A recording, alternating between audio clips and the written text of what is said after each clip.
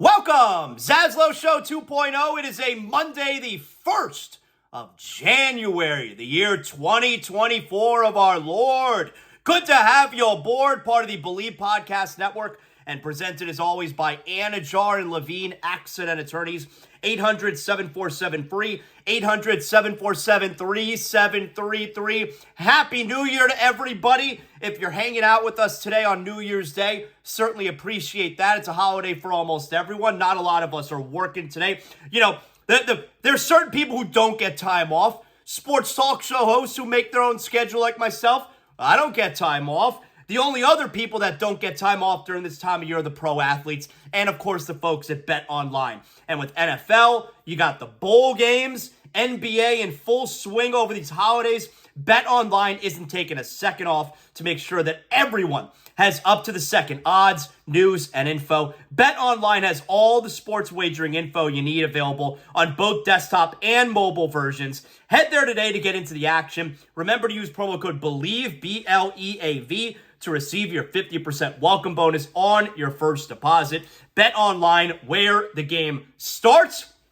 Happy New Year to everyone.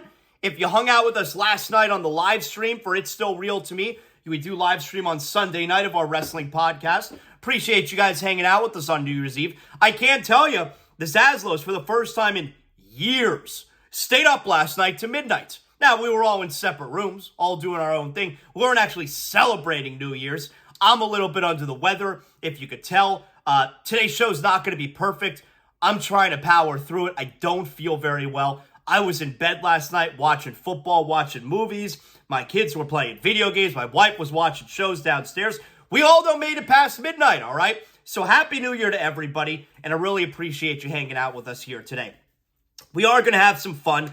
We're going to get to, look, we're going to do all Dolphins today, all NFL. We got our NFL rundown. We got to get prepared for Week 18. Week 17 is in the books.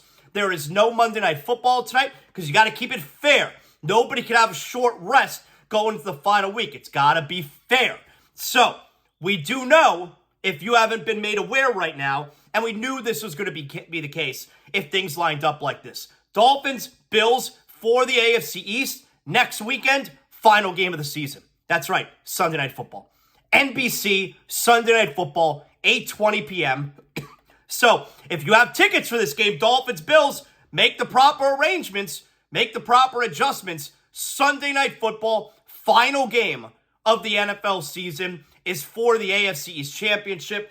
Bills at Dolphins, as the Dolphins blew it yesterday. There's no other way to put it. And you know how I went into the game yesterday. I told you I was confident. I felt good about the team. Coming off their best win of the season against the Dallas Cowboys. I thought this team, after picking up a monster home win, was going to be ready to pick up a monster road win. Fact of the matter is, they are so damn banged up. And they catch a Ravens team at the absolute worst time. Now, yes, the Ravens, they got injuries of their own. But this Raven team is coming off of, a blowout victory over San Francisco. They're in San Francisco. They are smoking fools right now. And the Dolphins absolutely walked into a buzzsaw. Now, yes, the Dolphins walked into a buzzsaw, but part of it, this Dolphin team, not that they weren't ready to play yesterday, and the injuries certainly play a part. Everyone's dealing with injuries, but the Dolphins, so many mistakes yesterday. By the time the game ended, I'm sitting there, I turned to my son and go, I've been sitting here for 3 hours doing nothing. That's what it felt like. Just sat on the couch in the ZASLOW Mansion family room for 3 hours, just emotionless, and watching the Dolphins get their shit kicked in. That's what yesterday ended up amounting to. It was like a total waste of time. And I did go into the game feeling, I was confident. I felt the Dolphins were ready. I liked the way they bounced back since the Tennessee loss with a 30-0 win against the Jets. The victory against the Cowboys, I thought the timing was right, and the Dolphins were going to be able to wrap up the number one spot in the AFC going into Week 18. Instead, they're just trying to wrap up the AFC East. Now, look, I got a negative spin, and I got a positive spin for you. I know a lot of people, you'll tune into sports talk shows the day after a huge loss. Like, Zaslow, make me feel better. I'm going to give you a negative spin. I'm going to give you a positive spin. The negative spin is, yeah, this is a major disappointment. There's no other way to look at it. It is very difficult right now to feel good about this team moving forward. And the injuries play a huge part. But at this point, there have been so many opportunities. And we've been waiting to get to this portion of the schedule. And look, if the Dolphins win next week against Buffalo, it's a whole different scenario where if they win 2 of the final 3 games in this really difficult stretch to close out, and the one loss is to the team with the best record in the NFL, like, they'll have passed that test. But the part that's so difficult to get past if you're a Dolphin fan, and we've been fighting this narrative all season about them being frauds, they've had so many opportunities at Buffalo, on the road against the Chiefs, at the Eagles, and now at the Ravens. They've had 5 huge games this year. They've lost 4 of them. And 2 of them, they've gotten their shit kicked in. I mean, you thought 48-20 was bad against Buffalo. Here's a 56-19 burger with number 1 in the AFC on the line. There have been so many opportunities, and they've come up way short in all of them except for 1. The injuries are a killer. I would expect Waddle and Mostert back, but Chubb is done, and you're probably losing Howard also. You know, the way Xavier Howard left the game doesn't feel like he's going to be ready for the next week, and the way he's been battling some injuries this year. It feels like you're without Howard next week. And man, Eli Apple, oh my God, does he stink. But we knew this, right? And that's another one where it's like, how could Cam Smith, second-round pick, how could he be worse than Eli Apple? There's so much stupid shit that I hear after Dolphin losses. I'm going to circle back to that, all right? Let me put a pin in that right there. And yes, so much stupid shit if you're a Dolphin fan that you hear from other Dolphin fans. I'm sure every fan base does this, but so much stupid shit I've heard from the Dolphin fan over the last, what are we talking about, 20 hours at this point. Chubb is done. You know that. You don't need to wait for the MRI results to come out. As far as Bradley Chubb remaining in the game, look, it's such an easy thing to say. What? Why was he in the game? They're down by 30 or whatever lately. Injuries can happen any time in that sport. And by the way, you can't pull everyone off the field. Bradley Chubb is our most important pass rusher at this point with Jalen Phillips out. You should pull him off the field. You can't pull everybody off the field, but here's my general, and I'm consistent with this stuff. When it comes to injuries and playing players at certain times, in that sport, in the NFL, injuries can happen at any point to anyone in any game, in any practice, anytime you're on the field. I'm sure Mike McDaniel feels bad about it. I know the fans are pointing fingers at Mike McDaniel for Bradley Chubb being hurt. Non-contact injury could have happened at any moment. It could happen in practice. I have no issue with Bradley Chubb being in the game at that point. That injury could have happened on the first play of the game, just as well it happened on his last play of the season. I can't play that game with the NFL. These guys are at risk every single snap. I know it's an easy thing for everybody to say. Why the hell was he in the game at that point? It could happen at any time. I don't play that game with the NFL. And it sucks. It does. It's a killer. And it feels like the season's lost. But it's been such a great season, and it feels like it's ending because they're just not going to be healthy. They are not going to be healthy enough. And it's the worst part of sports. It's the worst part of the NFL. Because it really does come down to which team is the healthiest. Which team can avoid injuries to their best players by the end of the season. On top of all that, remember, I'm still on the negative spin here. It's very difficult to feel like they can go to Baltimore in the playoffs and win. It'd be one thing if they didn't get the number 1 seed and they lost yesterday by 4, they lost by 8, whatever.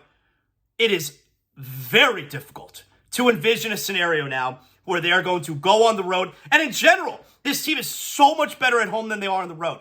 It is very difficult to believe this team is going to go on the road, especially at Baltimore, which if they win next week, Baltimore is the only team who they'd have to play on the road in the playoffs. It is very difficult to envision that they're going to be able to go on the road in Baltimore and win a playoff game after what we just saw.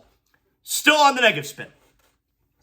This also feels a lot like 2003. What was 2003? The last time, going into the final 2 games of the season, that the Dolphins had a chance, win, and you're the number 1 spot. Control your own fate the final 2 games, you're the number 1 seed. They were 10-4, win your final 2 games at Minnesota, at New England, you're the number 1 seed. They lost them both, missed the playoffs. Now, that's not going to be the case here. They've already clinched the playoff spot. But now you got at Buffalo for the division, or you're a wild card team, and you're going to play all your playoff games on the road. It's feeling eerily similar to one of my worst memories as a Dolphin fan, that close to the 2003 season. Because you were so close to being the number 1 seed, home field advantage, and getting a bye, and you blew it. And it feels like it could be a repeat of that. They would still make the playoffs, but any realistic chance of making the Super Bowl, out the window if they don't win next week. Out the window. I'm going to give you a positive spin here. If they lose next week going into the playoffs as a road team, I'm not going to be able to give you a positive spin. It's not going to be possible. All right. Let's give you a little bit of There's so much more negative. And what can I say? The positive spin. All right. Everybody calm down. If the Dolphins win their final game of the season, a home game against their division rival, a home game against the Bills, who, betting odds-wise, heavy favorite to win the AFC East. Everyone out there picked Buffalo to win the AFC East. And the reality is, if the Dolphins win at home next week against the Bills, the Dolphins are AFC East champions. I know it's a Bills team that's beaten the Dolphins 10 of their last 11, including the playoffs. Bills have been our daddies. A good way to end the Bills being our daddies is to beat them next week and keep them from going to the playoffs. Period. That would be an exclamation point on this season. That would be a great season. Number 2 overall seed, AFC East champion, eliminate Buffalo from making the postseason. That's a great season. That's what's on the line now for next week. Remember, we're doing positive spin here, right? If they win their final game of the season, they win the division, and they're the number 2 overall seed. That's a hell of a season. Every one of us would have taken that at the start of the season. And I told you, we wanted the number 1 seed. My goal has been number 2. You don't want to be too greedy. If they're the number 2 seed and you're guaranteed 2 home playoff games, that is a great accomplishment. And then on top of it, if you win next week, you're probably hosting Pittsburgh. Buffalo would likely miss the playoffs because here's what you got. If the Dolphins beat Buffalo and Pittsburgh beats a Ravens team who's not going to be playing anybody, they've already sewn up number 1. And Colts and Texans, they're playing each other. So one of those teams are going to make the playoffs. If Pittsburgh beats Baltimore, and I also believe if Jacksonville wins their final game, I forget who they're playing, and wraps up the AFC South, Buffalo, all those are likely to happen. Buffalo would miss the playoffs entirely. So the Dolphins then, as bad as you feel right now, the Dolphins win a home game next week against the Bills. They can eliminate Buffalo from the playoffs. They win the division. And they're the number 2 seed with 2 guaranteed home games in the postseason. In the first round, you'd probably host Pittsburgh. And in the second round, there's a couple different scenarios, but possibly Kansas City you would host in the divisional round, which would be the first time ever Patrick Mahomes plays a road playoff game. That would be a lot of fun. And I would like the Dolphins' chances. Kansas City's not any good. I'm telling you. So that's the positive spin. They are a home game over their division rival away from number 2 overall and have a pretty favorable first couple games, then before potentially going back to Baltimore for the AFC Championship game. But if you could reach the AFC Championship game, that's a hell of a season. Number 2 overall, win away. Number 2 overall, that's a hell of a season. So, it's not all doom and gloom. This team is still in a good spot. So I gave you a negative spin. I know a lot of us we're a little closer to the negative side today. And that's okay. You're allowed to be angry about it. Being this angry about it is because A, you care, obviously, but B, the stakes are high. And when the stakes are high, that means your team's really good. And it's a spot that we haven't been in so long. So with the stakes being super high, come really low lows. Now we got a chance for a really high next week, but you also get some low lows. And that's where you're at right now. So it's not all doom and gloom. This team is still in a good spot. Tell you what else is a good spot. Whenever I'm tired, like right now, I don't feel so great. Whenever I'm tired, I go to the best spot. And that's in my bed. Why in my bed? Because that's where I have Sheets and Giggles. SheetsGiggles.com. You're going to get the softest, coolest, most breathable sheets around. You're going to get the best sleep of your life. I got the comforter. I got the bed sheets. I got the pillowcases. I got a eucalyptus pillow. Go to SheetsGiggles.com and you're going to become one of over 100,000 Americans who are sleeping on Sheets and Giggles and never turning back. That's right. SheetsGiggles.com, and I could also get you 20% off your first order. All you got to do is use promo code ZASLOW, ZASLOW. Promo code ZASLOW at checkout, 20% off your first order. Then make sure you're following Sheets and Giggles on Twitter, at Sheets Giggles. My man Colin, the founder and CEO of Sheets and Giggles, constantly putting out promo codes, all kinds of sales. So every other time you go back now to get more sheets, and you're going to want to, because these are the most comfortable sheets around, you're going to be able to take advantage of all kinds of other deals. But your first time there, SheetsGiggles.com, use promo code ZASLOW, 20% off checkout, SheetsGiggles.com. Now, yesterday was rough. What made it a little bit better, at least at the start of the game, had an ice-cold Johnny Cuba in my hand. That's right. Johnny Cuba, official beer of ZASLOW Show 2.0. We kick off the new year. Yesterday, we're watching the game. We got a Johnny in our hand. Official beer of the program. The most delicioso beer. I love when you guys try Johnny Cuba for the first time. You send me a picture. I put it on my Instagram. And then everybody's famous because I'm a very famous influencer. I love when you do that. If you haven't tried Johnny Cuba yet, I don't know what you're waiting for. Go to your local Sedano's, Presidente, Winn-Dixie, Fresco y Mas, European roots with that Caribbean soul. It's refreshing German lager in a can. Make sure you always drink responsibly. And of course, don't forget Johnny Cuba's mantra, stay tranquilo. So, too many mistakes yesterday against a Ravens team that has, is clicking on all cylinders right now. The Ravens played virtually perfect. Maybe perfect football. And the Dolphins, after they march down the field at the beginning, they get the score, awesome. Ravens do the same thing. Dolphins march down again. And here's where the avalanche started. You get Tyreek Hill, who makes that costly drop in the back of the end zone. Cost team 4 points. Now, I understand you're saying here, Zaslow, that one play in a game they lost by, what are we talking, 37 points. Okay, listen. Hill drops that pass. Instead of it being 14-7, it's 10-7. You wind up going into the, right before Tua threw the interception, it was 21-13. Maybe it's 21-17, or it is 21-17 instead there. And maybe the Dolphins handle that scenario a little differently. Maybe they go a little bit slower. You don't know what would have happened if the score was different in that spot. And the overall point, though, Hill drops that touchdown. And there's 2 games now where Tyreek Hill has made a mistake that either turned or cost the team the game. That's true. Tyreek Hill's drop there turned the game. The Dolphins had a chance to be up 14-7. You don't know what the rest of the half looks like. Instead, it's 10-7. The game against the Chiefs. Tyreek Hill fumbles at the end of the first half.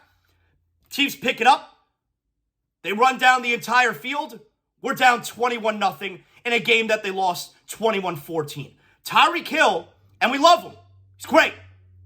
But has had two major mistakes this season that, one, turned the game yesterday. Two, cost the team the game against Kansas City. That, you gotta be honest. That's true. Also, maybe the biggest mistake of the game, Mike McDaniel. What? They're down 21-13, approaching the 2-minute warning. Why is Mike McDaniel, and they're near midfield, why is Mike McDaniel rushing to get up? You have to assume he's telling Tua, go, go, go. We want to get another play up before the 2-minute warning. This Dolphin offense is explosive.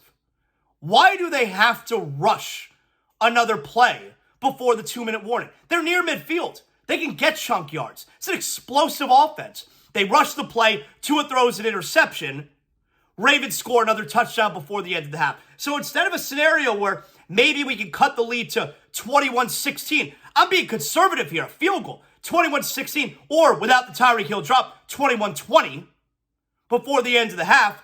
Why wouldn't you want to hustle there to get a play up before the 2-minute warning? Wouldn't you want to take as much time as possible so that Lamar Jackson, the Ravens, don't get the ball back there with a chance to score and then also double up at the start of the third quarter? Why are they rushing to get to the 2-minute warning? This was a terrible, costly decision by Mike McDaniel. There was no reason to rush there. A, they have plenty of time. And B, why do you want to save time? You want to chew time. Why are they running a rush play before the 2-minute warning? So instead of 21, let's say 16 at the half, it becomes 28-13 at the half, and now it's out of hand. You get the kickoff, then it's 35, over. Game over. And, by the way, I know everyone is going to blame Tua. This defense is to blame yesterday. 56 points. Obviously, the defense is to blame. We know Baltimore's offense is really good. 19 points is not nearly good enough, but 56 points, get the fuck out of here. I know the Dolphin fan is going to blame Tua, but this offense is completely thrown out of whack when you're now trailing 35-13 at the beginning of the third quarter. How could you possibly do what you want to do when you're down 35-13 early in the third quarter? And it was the same scenario last year in Baltimore, but you remember how the Dolphins came back. They did what they call their fuck it plays, where they were just throwing deep to Tyreek Hill the rest of the game. A lot of blame to go around yesterday. But Tua is not at the top of that list for me. Yes, the interception was terrible. I put that blame on Mike McDaniel. The second interception, yeah, it was bad. Now, you know what bothers the hell out of me? And look, you can be critical of Mike McDaniel. Right there, I was critical of Mike McDaniel. But you know what bothers the hell out of me? Some of the stupid shit that comes from Dolphin fans. Like I told you earlier, Eli Apple clearly sucks. Deshaun Elliott's not any good either. Cater Coe had a bit of a tough time yesterday, but we like him. He's a good player. You get the Dolphin fan who doesn't understand why Cam Smith isn't out there. We went through this with Noah Igbenogany. Cam Smith isn't out there, second-round pick, because he's clearly not good enough. Do you think the Dolphins coaching staff, be it McDaniel or Vic Fangio, do you think they watch Cam Smith every day and they're just like, yeah, you know what? We'd rather have Eli Apple out there, even though Eli Apple sucks balls. They see Cam Smith every day, and he's clearly not good enough to play. Because Eli Apple stinks. But they still refuse to play Cam Smith. If Cam Smith could help the team, they see him every day. It's like the Heat and Eric Spoelstra and Nikola Jovic. If the coach thinks the player can help them, especially when there are not good players playing ahead of him, they would play him. Cam Smith isn't playing because he's not ready to play.